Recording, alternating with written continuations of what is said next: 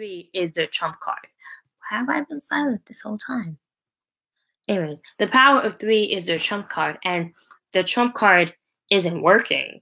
And that threw me off really like a lot because that doesn't make any sense to me. That's the whole purpose of the show, is that at the end of the day, they each can individually take care of themselves. But when you put these three like bad women together, you can't, they're undefeated, like they're a force to be reckoned with, which was like the whole point, in my opinion, of back then, talking about like how if women stuck together and use each other's strengths to cover the other person's weaknesses, you guys would be undefeated and we would be doing more in life. But in this episode, like, it didn't even phase him, and that threw me off. I didn't like that. I didn't like the fact that like they transitioned the show from being kind of Charmed-esque to this new era that they're trying to get to really, really quickly. Like, there wasn't episodes in between to get them to this new shift. It was like a pivot. It was like a quick pivot, and it's like a whole different scenery and location. From then, they go through a portal, and that's where you get the witness protection program jokes. That's when they find out that they don't have their powers. None of their powers work. Apparently, the whole point of the portal is as a last resort policy and protocol to make sure the witches stay alive. And to get to the last resort is to strip you of your powers automatically once you go through the portal, which I don't think you should really be doing with the power 3 because you kind of need them. So they figure out their smarts of how to like navigate the world without powers, but it just also showed how quickly they become reliant on their powers. They have only had their powers for one season, and this kind of reminds me reminiscent of when when Phoebe was relying on her powers too much, and to a point that she was abusing it, and the not triad, but like the judges, I guess you'd say, stripped her of some of her power because she was abusing it. And she didn't realize how much she was relying on her powers until those powers were gone. That's kind of the similarity I got. But how I just thought that was weird that you were relying on your powers so quickly and it's only been one season. At least with Phoebe, it was like, what? Maybe 6, 7... 4, 5, 6, 7 seasons in. So you can see her becoming reliant on her power and being more confident in her power. And that's the thing I think a lot of people in the fandom don't like. They give you a lot of assumption scenes and a lot of telling scenes. Like, instead of showing us that they're becoming more confident in their powers, instead of showing us that their sisterhood bond is growing, they do a lot of telling in that aspect. They tell us that, oh, everything's been great. They tell us the big jumps and gaps of like, oh, it's been a couple months since the last demon attack. And I feel like if that was the case, and that's how you know they need a leader. And Mel is a good-ish leader, but she doesn't have the experience, right? Because if I was your enemy, right, you just fought a big bad. People are going to step back and just watch to see what is your next move, right? Your enemies are going to step back and watch to see what your next moves are going to be. And you didn't think that, oh, it's been a couple months, they're not attacking us the way the way they would be, they're falling back. Like, it's not because they're afraid of you or anything like that. Like, they're lulling you to a complacency. That's what they did. And I just didn't like how they didn't realize that. Like, when a power vacuum occurs, it's quickly filled by people attacking each other, trying to become the new power. And you thought that that's what was going to happen. But instead, the bad guys, the demons, all the people, they are instead decided to come together to attack you versus attacking each other to see who the new big bad was going to be. And I think they should figure that out quicker, because you have such a stretch of no demon activity. Like, if you see such a long stretch of no demon activity, definitely when you're used to having a new demon like every episode, every week, every couple days, like, you should have realized that stretch of a time, there's something wrong with that, But moving forward, Macy gets hit by one of the assassin's bullets and it's affecting her. Like, she's not she can't really, like, it's like a wound, like, but she's also hallucinating, hearing a voice telling her to come home, to come home, to come home. And I found that really strange. I knew that was her demon side, becoming more prevalent, because last season was always, it was a fight between her witch side and her demon side, and which one would work. I mean, which one would become more dominant. But this season, I think, since she's the only one with powers at the moment, they're gonna rely on her demon side. And I just hope that Mel doesn't irritate me with her holier than thou, when at this point you have no other option. Her demon side is what's saving your butts. So, but so far this episode, Mel wasn't really bothering me as much as she did last season. I hope it stays that way. Come to find out, so she goes, they go portal to portal, and I didn't like how quickly they're moving from place to place to place. I get it. It was a portal that got them to all these different places, but it just also showed me how inexperienced they are in this situation, how quickly we're moving and shifting, because we'll say that for the end. But like I didn't like how quickly we were moving from place to place, from this issue to this issue, and they didn't really know anything that's going on. And that is another problem I had back to the power vacuum. Like, you basically stepped up to become the new elders, but other than Mel, from what we've seen, nobody really has decided to take in the work to learn what the elders knew. Like, you have a whole bunch of knowledge that you don't know, and you're just going like fly by the seat of your pants action, and that is not smart. Like, that's the whole problem I have with Marvels and Endgame. Like, I didn't think they deserved that win because they weren't smart about it. And if you're going to be in a war, you have to be strategic. And they kept on saying, the demons at the end said that there was a war going on that they didn't even know about. And that's another problem. How do you not know there's a war going on, and you guys are supposed to be the head of the good guys? That doesn't make sense at all. So it just showed a lot of inexperience and lack of preparation. And that doesn't make sense. From there, once we get to like the last portal, they had one portal where they were in Seattle, Washington, and they were like in a hippie place. I think they introduced who's going to be Maggie's love interest, but I don't even think they're cute together. I forgot his name, but I remember when, how like ship names are like the big thing now.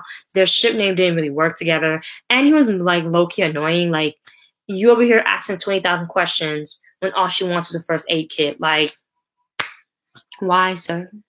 You calling her a liar, but at the end of the day, what is in this first aid kit that, like, you thought she was like what, a drug addict or something? Or like, for some reason he thought that Maggie was suspect because she was asking for a first aid kit. At the end of the day, most people just give you the first aid kit and tell you to bring it back. Like, you don't need to ask 15 billion questions like why you need it, which sister needs it. Oh, this sister, you said that this is your sister, but she doesn't have any issues. Like, there's nothing in a first aid kit like that would require you to be asking all these questions. That was irritating. He can go. And next, they go to another portal. But before they go to that portal, they go back to the Witness Protection Program headquarters, and they see a bunch of red flashes on the map. The map originally had like blue dots, and you see 2 red dots, and then you see the red. There's like a red, like, the button that they're telling Trump not to press. Yeah, you see the red button, and they don't. And I think that's what really was irritating me throughout this episode. Excuse me. They don't know what they're doing. Like, they don't have any information, and I understand that it's partly because the way the elders ran things, they didn't really give them information to dispense, and that's another problem that I have with the show as well, because last season, the whole premise is that there's this whole prophecy, and the Power 3 would be the turning point, the key to victory. But the elders who had been running this for years now, for generations now, they didn't think of creating a contingency plan for just in case none of them would survive, because the whole prophecy said that the source would awaken, right? And for the source to awaken, they knew that all the elders had to be dead, pretty much. So you made all these like plans and protocols that requires at least one elder and one white lighter to be there. And there's no elders, and all the white lighters are dead except for I should know his name. It's a British name too. It's not John. Harry, except for Harry, right? And let's be honest, Harry has been a little too caught up and preoccupied with this relationship that they're trying to make between Harry and Macy, which I don't mind. But again, he doesn't really know the information that he needs to know, so it's not like they trusted him with that information, anyways. So you're telling me that they didn't have any contingency plan? These group of women who have been running things for generations doesn't have a contingency plan for who would be the next person running the good guys in case all the elders fell. That doesn't make sense. There's a lot of stuff that doesn't make sense in this episode, and I think that's the whole point. Yes, that's the whole point of the season premiere, is to give you a lot of questions unanswered so that the season answers them. But again, I think the pacing is what's a little bit off, and they're putting too much weight on the Power 3 or the Power 4 as they call themselves now, because Harry part of this now. Okay. Yeah. From minus my little minor rant, they go to the last portal, and the second to last portal, and they go to Vermont. First they were in San Francisco, then they went to Washington, and now they're in Vermont. Okay, whatever. And that's how they find out that the red lights were actually 2 witches that died and they were killed, and that was what was going off. It's an alarm system for all the witches across the world. Not even just the country, across the world. So I just thought that was interesting. It's actually a good idea, which again shows the pre-planning preparation that these elders had for the witches, but you didn't have a contingency plan for yourself. Okay, whatever, sis. My intelligence is not going to be demeaned like that. But, okay. So from there, they, again, have no powers. The only person that kind of semi has power is Macy, that we find out later. So they're trying to get out of there when they realize that there's still demons in the house. And these demons were probably the ones when the demon was disguised as rats or some type of other vermin. And they're trying to get out of the house. And this is another question I had. I was confused. Comment down below if someone can answer this for me. Because the whole point of their powers being stripped, of their aura being stripped, was to cover them in case, major demons were after them. Witness protection program, right? I get that. So why is it the last demon, the last big vermin that we all thought was a big bad, because the way he was stomping down the stairs, we thought he was going to be bigger than all the other demons, which he kind of was. But why is it that he could smell that there were witches around? How is that possible? They just said the reason why they stripped your powers was to hide you from the demons, but this demon was able to smell you. That doesn't make sense. Unless it's how Harry found them when Macy used her powers. I don't see how that makes sense either, for them to say that there's a witch present, because the power that she was using was her demon half. So that doesn't make sense. Unless he's smelling Harry.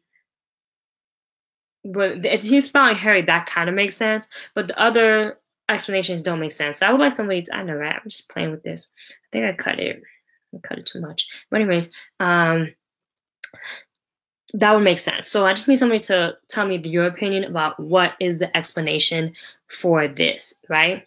From there, they're running away. That's how they find out that, the battle in Vermont is how they find out that Macy's demon half is working, because she lit that demon aflame, barbecue style, rotisserie, my friend, just scorched.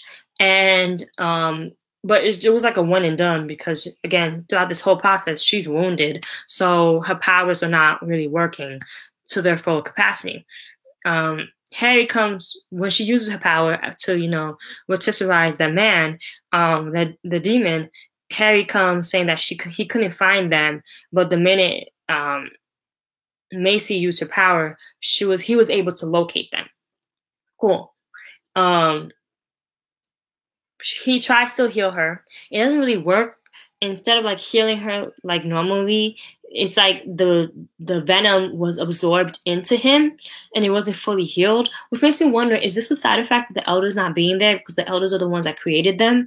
And we find out that all the other white lighters are dead, and they're saying it's because it's linked to the elders being gone.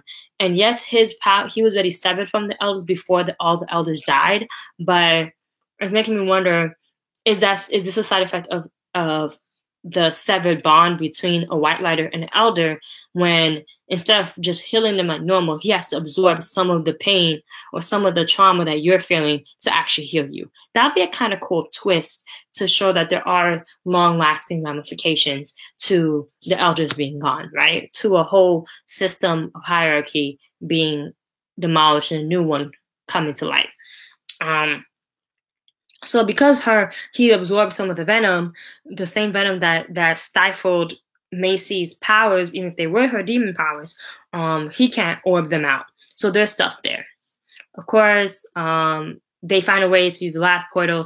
A marble, my friend. The marbles is the plot to get out. The plot device to get out of that issue.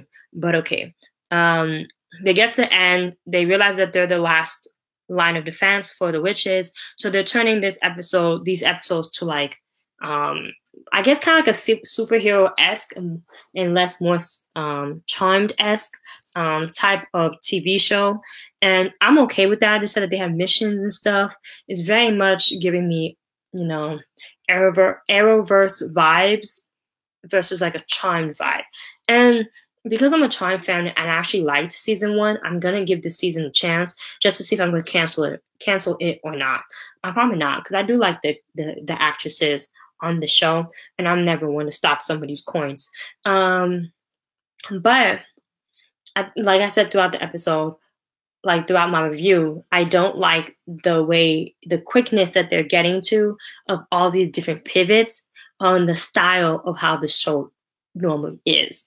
I don't like the fact that they don't seem prepared at all. Like, you had this lull of demon activity, and instead of using it to gain knowledge in a vast like position that you have no knowledge in, you chose to just lay back and chill, and that's dumb. Like, yes, and that just shows you how quickly they relied on their powers, because knowledge is power, not magic. Like, magic is powerful too, but without the knowledge to gain more power, or without the knowledge to fully understand the magic that's around you, you can't become the best version of you. So, okay, didn't. And I thought out of everybody, Mel and Macy would be the two that would understand that they needed that lull to figure out how to make their next moves, and it ended up just being Mel. And that's another thing I found fascinating, is that Mel, like when we compare them to the originals, which we're going to do throughout the whole seasons until we completely believe that these are two divergent series that just happen to have the same name, right? And we can see that that's what the new Charmed is trying to do. They're trying to be as far away from the original, but still keep the core essence of who they are, but keep their issues and what they're tackling to be two different series. And I respect that. But Mel is closest to Piper. Maggie's closest to Phoebe, and then Macy is closest to Prue and Paige. So I just found it fascinating that Mel is completely 1000% into this witch thing. Like, she knew this was her calling. She was the first one that was ready to sign up for her stuff, which is a complete 180 from Piper, because Piper always wanted to be a normal person, have her normal life, own the restaurant that she always wanted to own, and become a mom and a wife and all that stuff. She craved every single chance that she got to be normal. And Mel is the complete opposite. Like, she's ready to step up and lead and do what needs to be done. And I just found that so fascinating. But it's like they take the characteristics from the different sisters and put them in different places, right? Because Maggie is more Piper to me, character like personality wise, than Mel is. Mel kind of reminded me of Pooh. So it's just like it's interesting how they zigzag that. You would think that the person that's left is Macy with Phoebe, but I think Macy's like her own. It's a good blend of everybody, and put together. I just want them to fully realize that the strongest of the richest is Macy. Period. Y'all can't tell me nothing. There's no way. There's nothing to discuss about. You can try. We can have a dialogue. I can show you why I believe. Why I believe. You can show me what you believe. What you believe. But at the end of the day, I full heartedly believe the strongest witch of them all is Mel. And I find that also fascinating because you would think that some people were saying that because she's mixed with, not even mixed with, she has demon and a witch half. They're saying that that makes her stronger. For the most part, power-wise, it does. But for some people, you would think that having a full-blooded witch would make them weaker. But I was also thinking the other day that none of these witches are full-blooded witches, right? Like in the Power of Three. They're all mixed, but just happen to be one's mixed with a demon, the other one's mixed with a human. And it's just saying that the ones that mixed with the demon is more powerful than the ones that's mixed with humans. It's like humans diluted the power that is within them. But I just thought that was interesting because I don't remember hearing. I would find it more fascinating because they all, in a sense, kind of have different biology, right? We know Maggie and Macy have the same mother, same father. But Macy has demon in her. So that makes it a little bit different from Maggie. And then we know that Maggie and Mel, they were raised together, but Mel has a different father, but the same mother. It would be interesting to see in the future when they fully identify who Mel is, like who Mel's father is. It would be kind of fun to say that Mel's father is a full-blooded witch. You know, so it's a full-blooded witch with both parents being witches, and then one sister is a witch and a human, and then the last sister is a witch and a demon. Yes, it's human, but she's actually just a witch and a demon. You know, and see how that dynamic affects their transformation of their powers. Regardless, it doesn't really matter because we all know the weakest link, no offense, is a premonition power. It helps like being proactive, but doesn't really help in an active sense. The only active power I think Phoebe had was her levitation. And that was stripped away from her later on. So if they can bring the levitation thing, I think they need to give Maggie more active powers. And that's my opinion. You can disagree if you want, but I think it'll be kind of cool to figure out how to make her stuff more active than even they did with Phoebe. And that's the whole point of shows and generations, right? You're supposed to be above and do better than your predecessors, than the generations after you. And each generation you build up and build up and build out. So I just want to see them do better with the powers and the transformation of each powers. And again, that makes me really irritated that as somebody who has premonition powers, A, how did you not see this coming? B, did you not get any premonition at all about the war that's apparently happening that they don't even know about? And C, how did you not at least get an inkling to know that, okay, we need to at least prepare for the future? But I get it that she's supposed to be like the laissez-faire sister. She's supposed to be like the hipster of them all. And she just wants to love and let love live and let live. But sis, when has that ever worked for y'all? Never, right? Never. So why start now? Do that later on in the season. Maybe season 4. Maybe 5. I'm putting it into the atmosphere. They're going to make it to season 5. God willing. But like, I don't like it. We're going to see how the change of like them having missions and stuff like that works in the new episodes. I really want to see them delve into Macy's demon half and explore the range of her powers as a demon. I like that last season it was like a fight between the two, but she was really developing her witch half. And this season, since there is no witch half, they're fully developing her. Well, there is witchcraft because they can still do spells and stuff, but I think that's more of a power of 3 thing. But yes, they're really delving into her witch half. And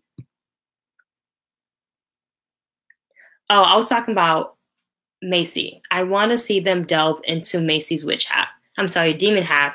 And I found that fascinating that last season it was Macy's like witch half being explored, and this season it's going to be Macy's demon half being explored. And hopefully next season, since she's been able to evolve both, how that's going to work and make her a stronger witch.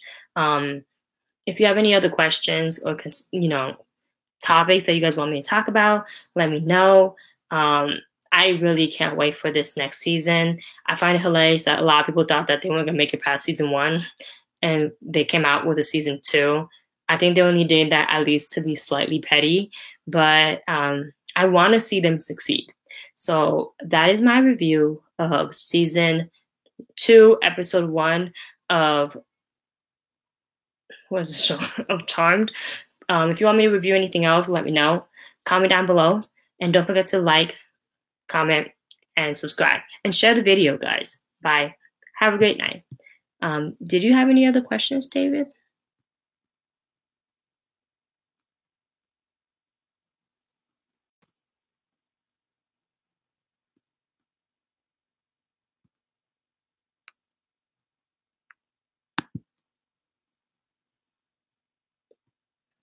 I don't think there's any more questions, so I'm just gonna end the live now. I hope you guys have a great weekend. And don't forget to just comment, and then I'll come back later on with another video. And if there's any other shows that you want me to cover, let me know. Bye.